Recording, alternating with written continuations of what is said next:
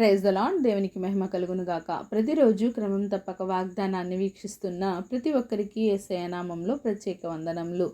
Subscribe చేసుకుని అనేక మందికి షేర్ చేసి దేవుని మాటల ద్వారా బలపరచండి. ఈ దినమునకై ఏర్పాటు చేయబడిన దేవుని వాగ్దానము. కీర్తనల గ్రంథము 103వ అధ్యాయము 1వ వచనము. నా ప్రాణమా యెహోవాను సన్నుతించుము, నా అంతరంగముననున్న సమస్తమా ఆయన పరిశుద్ధ నామమును సన్నుతించుము. Bless the Lord, O my soul, and all that is within me. Bless his holy name.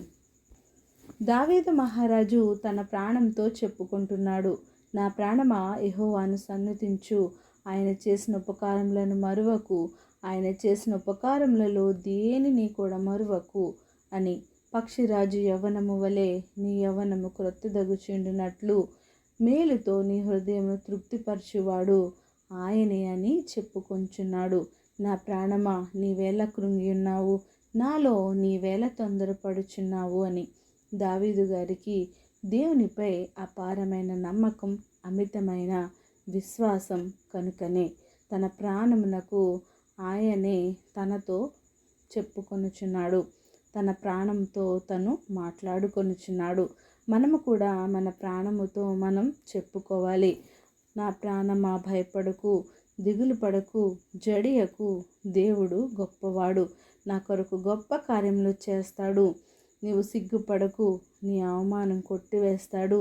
నా ప్రాణమా గొడ్రాలివన్నీ చింతించకు, నీ ఎడల గొప్ప కార్యాలు చేస్తాడు. నా ప్రాణమా సమస్య నుండి లేవనెత్తుతాడు, ధైర్యంగా ఉండు అని మనము కూడా మన ప్రాణముతో చెప్పుకొని ధైర్యముగా ఉండాలి.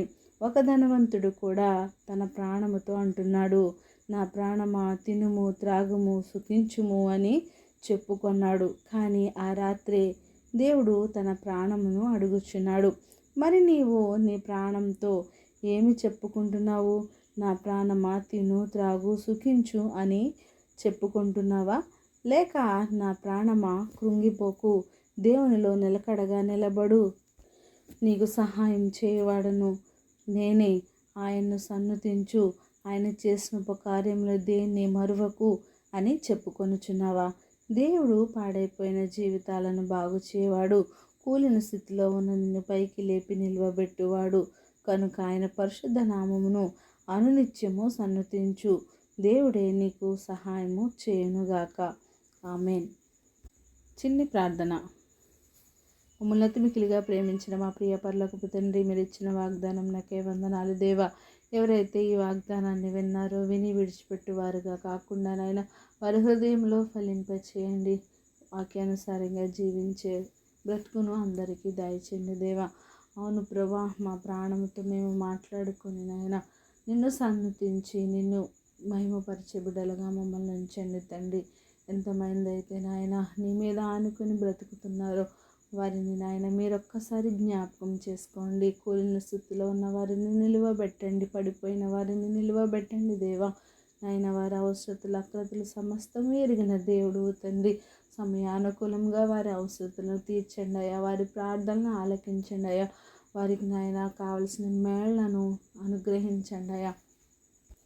దినదినము నీ ఎదుట గోజాడుతున్నారయ్యా, వారి ప్రార్థన అంగీకరించి సమయానుకూలంగా వారి అవసరతలను, అక్కరతలను తీర్చి సమస్త ఘనత, మహిమ, ప్రభావములు మీరే ఆరోపించుకుంటారని యేసుక్రీస్తు పరిశుద్ధ నామమున ప్రార్థించి అడిగి వేడుకొనుచున్నాను మా తండ్రి.